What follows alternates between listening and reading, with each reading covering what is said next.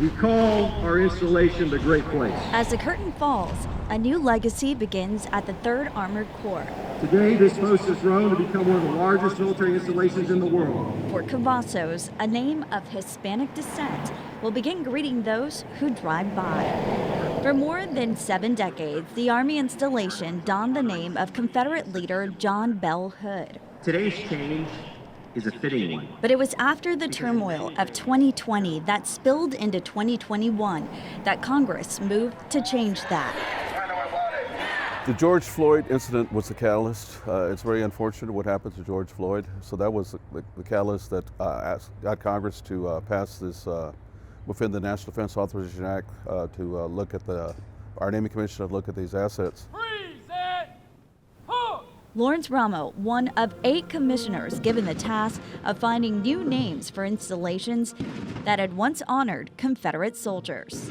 A lot of people have said that, well, we're rewriting history and stuff. In reality, we're not rewriting history. This is history that should have never happened. When the Confederates, they were killing American troops, and you should honor somebody like that. So now we're honoring true American heroes. With the focus on names that represent minority groups. I can think of no better namesake than General Richard Cavazos.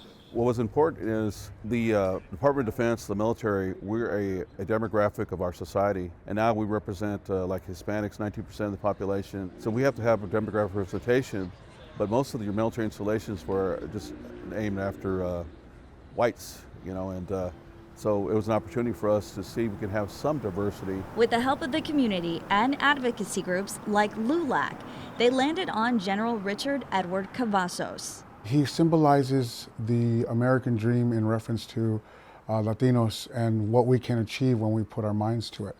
And he's a fantastic role model. It's a small step and a huge leap at the same time, ironically.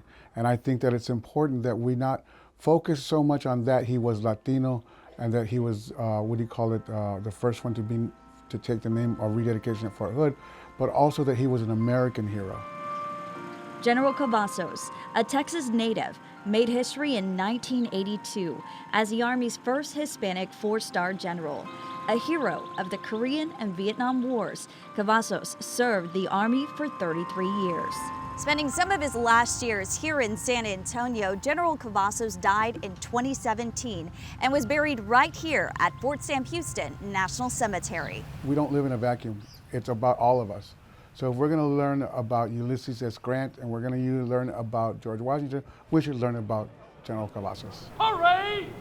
Boots on the ground, supporting the move. I think being able to focus on telling the story of leaders who have come before us, who look like us, who in some cases even know our own language, I think that's significant, and that representation really strikes you to the core because you can see yourself as a leader growing into their shoes as well. A symbol of leadership and a legacy that will live on for generations.